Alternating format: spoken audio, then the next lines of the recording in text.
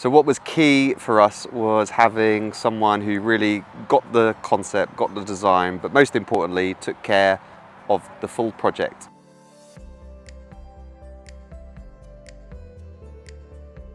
So we found the garden company on Instagram. So we saw a couple of amazing projects that they'd done before. We were really impressed with the fact that they just run end to end.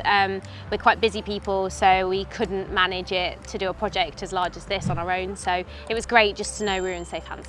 Good to have a theoretical sketch on outlining it and various iterations to make sure that we're in the right ballpark. So they came with an initial idea of what works for the land. So the guys came out and had a look and said what they thought would work best. But I think it was great to be able to go into the office and we were looking at different materials and to really kind of understand the scope of what we could do. So yeah, really great process of not just the initial design and then it's job done, but design and how the design was becoming a reality throughout the project. I think lighting for me is a big thing. So it's nice that in the day it's beautiful in the sunshine. It's actually most beautiful at night.